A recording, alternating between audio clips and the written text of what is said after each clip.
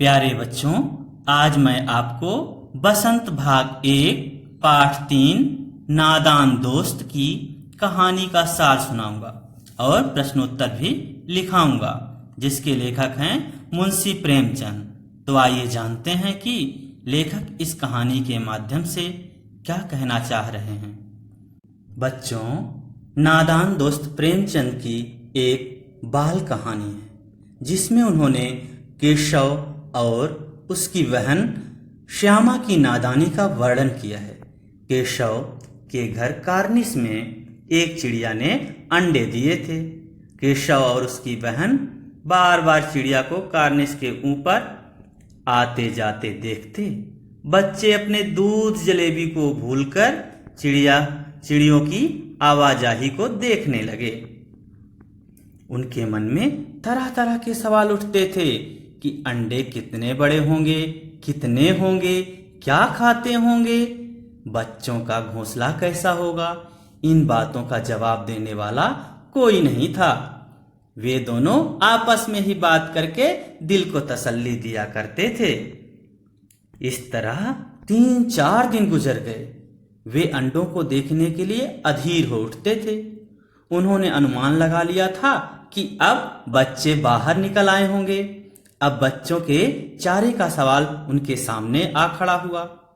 चिड़िया बेचारी इतना दाना कहां से ला पाएगी कि सभी बच्चों का पेट भर सके। अतः दोनों भाई बहनों ने चिड़िया की सहायता करने की सोची।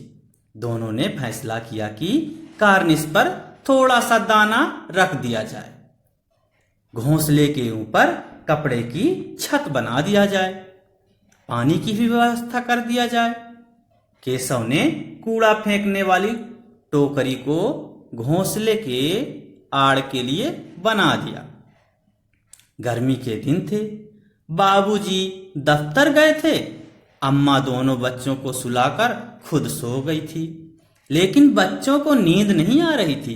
वे चुपचाप दबे पांव उठे और अंडों के हिफाजत की तैयारियां करने लगे।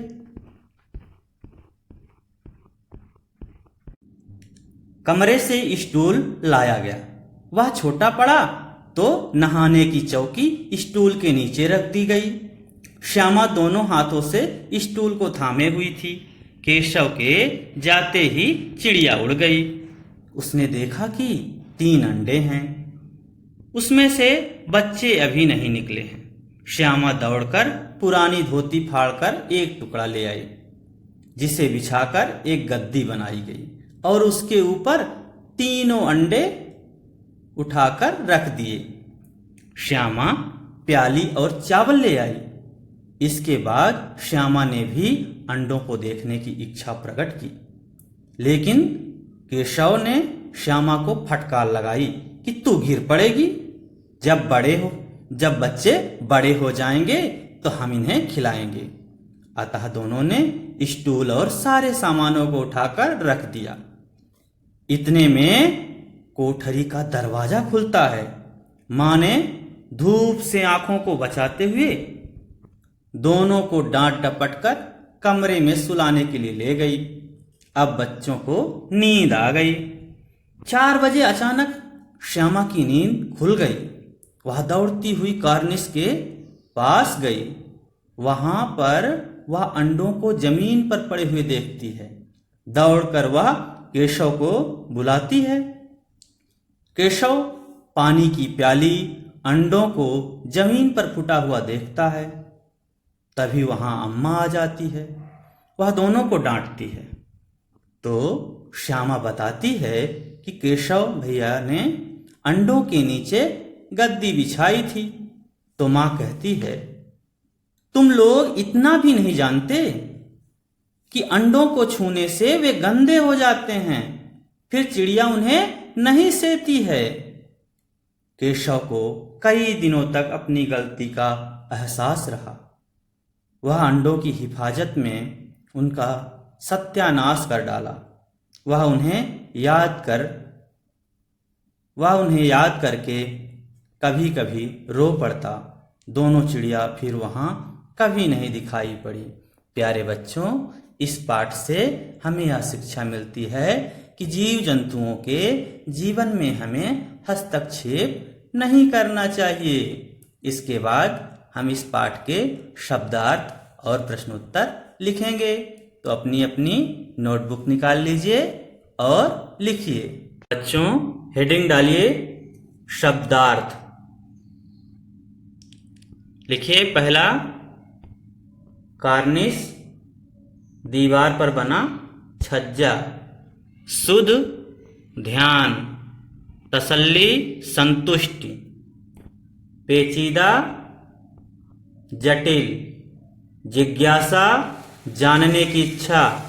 अधीर, व्याकुल। चाव, शौक। हिकमत, उपाय।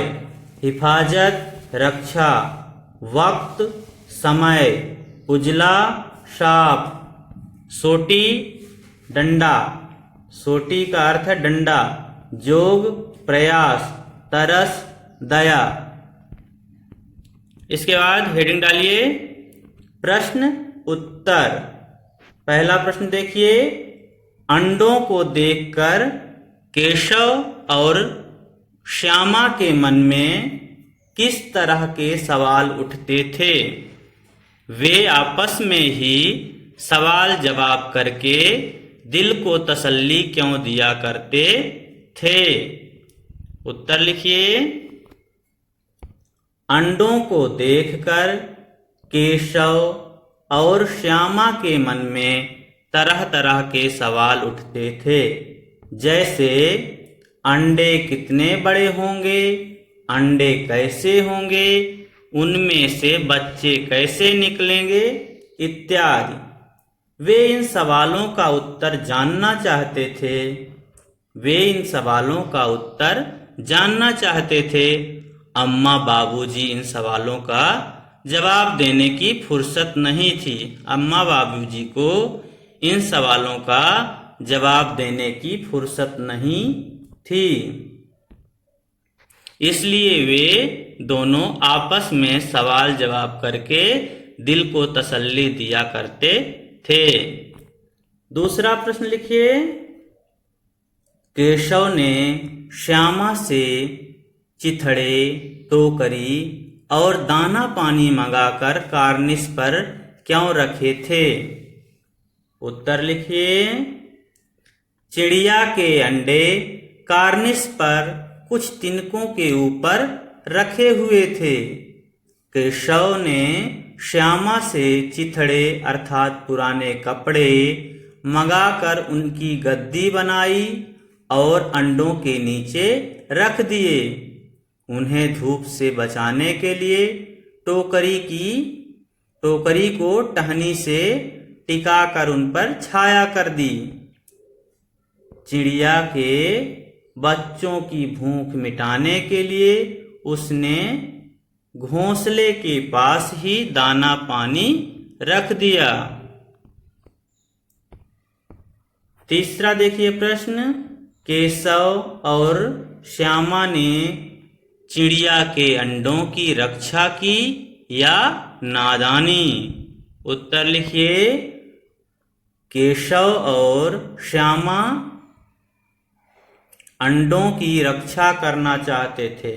केशव और श्यामा अंडों की, इसको काट दीजिएगा, अंडों की रक्षा करना चाहते थे, परंतु अपनी बाल समझ के कारण देखभाल करते समय उन्होंने अंडों को छुआ, जिसके कारण चिड़िया ने अंडे तोड़ दिए। इस तरह नादानी में उनसे बच्चों की हत्या हो गई। अगला प्रश्न देखिए। प्रश्न नंबर 4। श्यामा ने अपने भाई से कहाँ चढ़ने के लिए कहा? श्यामा ने कार्निस पर चढ़ने को कहा। श्यामा कार्निस पर चढ़ने की जिद कर रही थी। वह अंडे देखना चाहती थी। अगला प्रश्न देखिए। प्रश्न नंबर 5। केशव ने श्यामा को ऊपर क्यों नहीं चढ़ने दिया? केशव ने श्यामा को ऊपर क्यों नहीं चढ़ने दिया? उत्तर लिखिए। उत्तर लिखिए। केशव ने श्यामा को ऊपर इसलिए नहीं चढ़ने दिया क्योंकि श्यामा के गिरने का डर था कि अगर वो ऊपर चढ़ेगी तो गिर जाएगी। यदि वह गिर जाती तो अम्मा उसकी पिटाई करती, इसलिए वह श्यामा को नहीं चढ़ने दिया। प्रश्न नंबर 6 देखिए। प्रश्न नंबर 6, मां के मना करने पर भी केशव और श्यामा बाहर क्यों गए? मां के मना करने पर भी केशव और श्यामा बाहर इसलिए गए क्योंकि उन्हें अंडे देखने थे और चिड़िया के खाने पीने का प्रबंध करना था। प्रश्न नंबर 7 देखिए। इस कहानी से हमें क्या संदेश मिलता है? इस कहानी से हमें यह संदेश मिलता है कि हमें कभी भी जीव जंतुओं के जीवन में हस्तक्षेप नहीं करना चाहिए, अन्यथा उनकी मृत्यु भी हो सकती है। बच्चों, ध्यान से इसको 1-2 बार सुन करके सभी प्रश्नोत्तर शब्दार्थ लिख लीजिए। साथ ही साथ चैनल को लाइक करें, सब्सक्राइब करें, अपने साथियों के बीच में शेयर करें, जिससे सभी छात्र लाभान्वित हो सकें।